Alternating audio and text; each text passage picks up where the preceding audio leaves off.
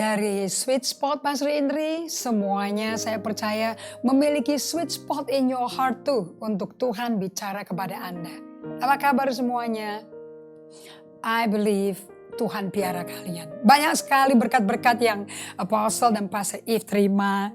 I mean, such a sweet dessert sampai Pastor Eve bingung, antara coba nggak coba, tapi gimana jemaatnya lagi berjuang maju mencoba sesuatu yang baru. Kita endorse pokoknya lah, yang enak kita endorse dong, yang mesti di-adjust ya. You need to be, hari ini Anda belajar satu kunci ya, namanya adaptasi atau adaptability. Nah, kunci daripada orang-orang yang sukses di musim ini, supaya Anda gak punah ya, tapi berhasil adalah orang yang bisa memeluk perubahan yang kepaksa. Ini kepekso, ini perubahan COVID-19 ini kita jadi perubahannya kepekso ini. Dimana kita tidak bisa in control, but we can be in charge. Nah, untuk melakukan itu tentu perlu punya rekan yang namanya pembuat strategi, shifting, transitioning gitu ya. Itu kekuatan orang yang spesial. Jadi kalau Anda nggak punya itu jangan minder and jangan di-compare. Because you are not created to be like that. Tapi kita celebrate orang yang punya kekuatan itu and invite them in. Masukin dong ke kapal kita. Right? Badainya sama, kapalnya belum tentu sama. And saya bangga dengan kapalnya AGC. Okay, so saya mau ngajak pada Anda 3 poin yang kita mau lakukan. Apa yang terjadi pada waktu Anda menghadapi situasi di mana perubahan itu kayaknya Anda tuh dipojokin gitu loh. Suka nggak suka lu mesti berubah, nggak ada jalan lain. Nah, perubahan ini kalau Anda peluk dengan satu kata yang namanya adaptasi, kemampuan mengadaptasi atau adaptability, Anda akan bisa menjadi orang produktif. Okay. Anda bisa menjadi orang yang penuh damai sejahtera. Nomor 3, Anda bisa menjadi seorang yang penuh confidence. Nah, tipe seperti ini is a catalytical leader. Anda pemimpin katalis. Oke. Nah, udah nggak pegang kendalinya kasih Yesus aja nakoda kapal kita.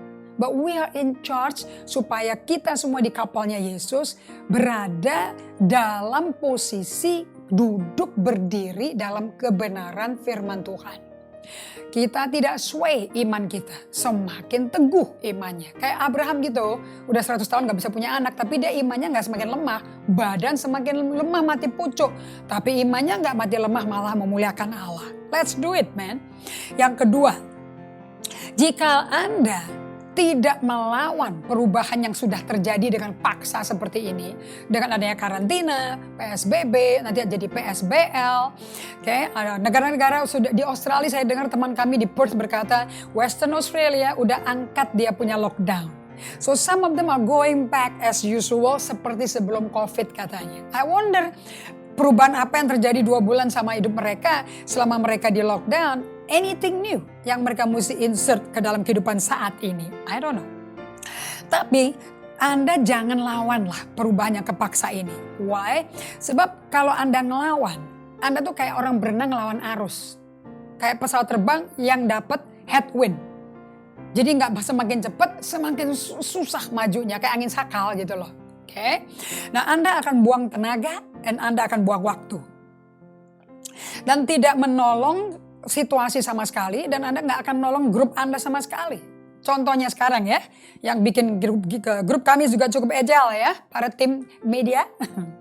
Sekarang kita semua sudah aktivitasnya di gadget, bahkan kita tidak malu, tidak sungkan, tidak ragu-ragu lagi untuk bisa menantang persembahan bagi pelayanan untuk menabur bagi pekerjaan Tuhan di masa COVID di mana banyak orang menderita, di mana kita menabur pakai QRIS.